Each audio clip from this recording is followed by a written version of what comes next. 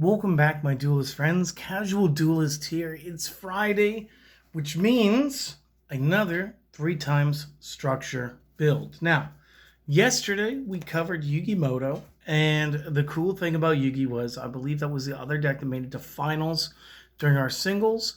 So we need the champion. Let's talk Mako Tsunami. So this was a fun deck the first time round. I didn't expect it to go all the way. Kind of doing something similar this time. Still don't expect it to go all the way. Not with the stiffer competition of everybody else getting maximum 3 copies of anything that they were, purchased with this time. But it's still going to be fun. So the skill, let's go over it one more time, was Whale of a Tail.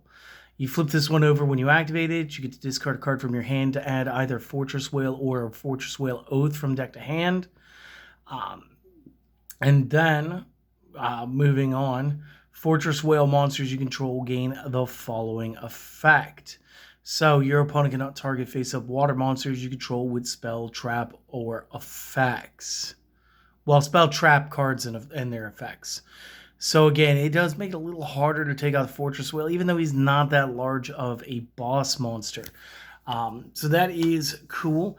I expect some great ritual builds coming out of this after the fact, just because we do have other cards like the advanced ritual art, stuff like that, that can make this deck more fun.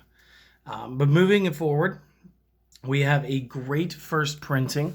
We have 3 copies of the 7-colored fish. Again, great 1800 point card, 4 stars, just absolutely good stuff, right? And since we are playing Omi, it is fair to tell you guys now that Fish, Sea Serpent, Thunders, and Aquas will gain an extra 200. So this card will actually be a 2K monster card on a normal summon when the time comes. So again, just fantastic. Next up, we're going to run 3 copies of the Air Orca. Now, I loved this card in the first one. I was only sad that I only got 1 copy. Now we're going to be able to run 3. He's going to be a Sea Serpent.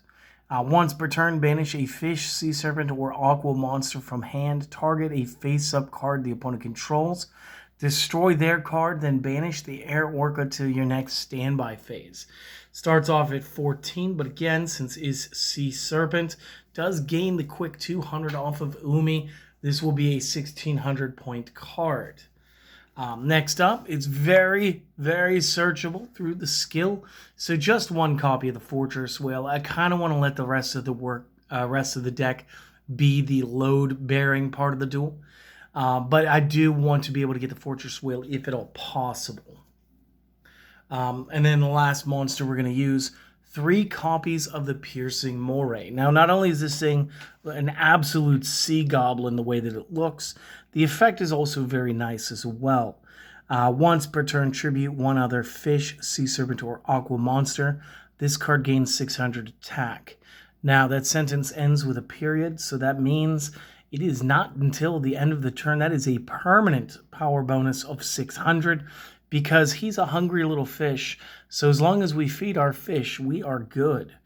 And then, of course, when this attacks defense monsters, you can inflict piercing battle damage. Now, this little goblin, like I said, is a fish type. So again, quick 200 point bonus from our field spell Umi, along with quick 600 point gains all day, every day. That means just under the field spell with 1 gain, this guy's going to be 2,300. That's nearly enough to take Jinzo out of the game, but that is enough to almost rival the Fortress Whale by 50 points. So again, for one of the not main cards to come so close in power so quickly, shows again just how much fun this deck can be. Moving to the spells, a single copy of the Fortress Whale Oath. Again, super searchable just because of our skill, so I didn't feel like, again, overweighing the deck with these. This way it allows us to play more other cards. Next up, 2 copies of Salvage, and this is where Air Orca and Piercing Moray were picked specifically for their starting stats, not their augmented stats. And it is because we can target 2 water monsters with 1500 or less attack in the graveyard and add those back. So with the Piercing Moray, we can keep feeding in cards like Air Orcas. So again, this makes for very interesting plays. Anything that we discard for Whale of a Tail, we can bring back so we can discard it again for the Fortress Whale Oath. This card is very pivotal. Just good stuff. Again, we got to play the field spell, so we are running 2 copies, just to be good. You will also notice that 7 of my 10 monster cards are fish. It is unfortunate that the Air Orca ended up being a sea serpent because, again, orcas, I guess, are mammals and therefore not really fish, whatever. The Fortress Whale was a fish, so riddle me that one, Konami. But we are going to be using 3 copies of the trap card Fish Depth Charge. So tribute a fish monster, target a card on the field, destroy the target if you do, draw 1 card. Now, if for some reason somebody had a hammer shot or something was going after our Piercing Moray, there was no reason to be able to stop it. Again, you'd let them get in, it would target, you know, normally the video game goes, do you want to do anything? You'd be like, yeah, I want to make the target disappear so that the spell card is essentially wasted. So then you'll go ahead, you'll activate your Fish Depth Charge, you'll tribute out the Piercing Moray, at which point you'll destroy a card that the opponent has, and as long as you did actually destroy the card, then you get to draw a card. But again, this goes back to the salvage and allows us multiple shots. Last card in the deck, 2 copies of the Tornado Wall, guys, because again, when combined with Umi, this means that we take no battle damage. Now, unfortunately for us, we're not playing the Legendary Fisherman, so it's not like there's a real benefit here. But if we were to have no monsters, we could wait a couple of turns perhaps to go ahead, pop out our Fortress Whale Oath, and then, you know, have a whale of a time. Now, talking side deck. Give us a quick second. Let's do this. So this way you guys could go ahead and screenshot it. You'll have the entire deck list in front of you.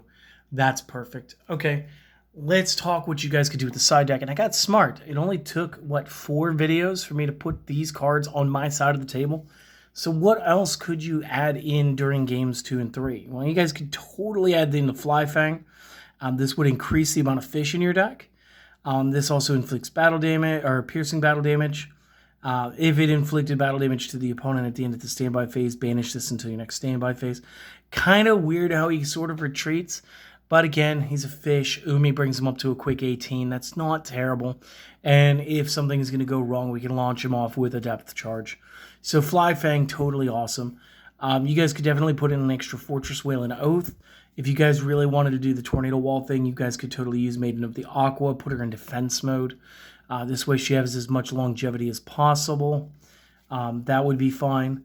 The Needle Sunfish, again, is a nice tech and is also very usable with the salvage strategy. Oyster Meister would be better if... sorry about that. He would be better if he didn't count being killed by battle as an exception here, because that would allow us to get an extra oyster token to the field. But I suppose if you did play him, you would be able to use him from the field as portion of your ritual. This would then allow him to summon his little oyster, and then that oyster could always be your tribute into a legendary fisherman. However, that requires a lot of tributing and summoning all in the same turn, so maybe not. You guys could, in fact, play the Legendary Fisherman or the Legendary Fisherman 2. I didn't see a reason to play Big Wave, Small Wave. I think that's just a strategy that's better in other builds. Surface, again, I didn't really play too many level 3s. If you did, this would be great because it would allow you some special summoning abilities. Water Hazard's okay. Paleozoic and Eldonia, not the greatest paleo that we could have gotten. And again, with the Tornado Wall. So, I mean, there is a reason that I settled on these 20 cards. I do think this is going to be the most competitive version of Mako under the restrictions of only using what I can get out of 3 copies of his structure deck. Hopefully you guys have enjoyed this. I hope that you have. If you did, consider supporting the channel. It's very easy. A like, a comment, and a subscription. They go a long way, believe that or not. Additionally, maybe you guys want to help us get more sleeves. Maybe you want to help us invest in more sets. I do know that we have a remake of the Fire King structure deck that's just been announced. as well as a little later on this month, we have a Jack Atlas structure deck, and it might be time to, catch up with the speed duel stuff first, but then maybe add some elements of the advanced format back into the channel. And that would be a nice, easy way for you guys to help us get to that and be able to make that promise and just go ahead and forgetting the word I wanted to use, but to be able to commit to making that content for you. But that said, the most important thing you guys can do is go enjoy your day. We will be taking tomorrow off, so come back for that Speed Duel Spotlight on Sunday, and we'll do the same thing again next week. We'll give you the other 4 decks. So if you are a fan of Weevil, Arcana, the Rare Hunter, some reason they changed his name from Seeker, and Strings, those decks will be next week. And then the week after that, starting on that Monday, we will go ahead with the 3 times tournament. So if that sounds like a load of fun, then, keep tuning in. Guys, have a wonderful day. Have a wonderful tomorrow. I hope that your whole weekend is great, but I will see you guys on Sunday. See you later.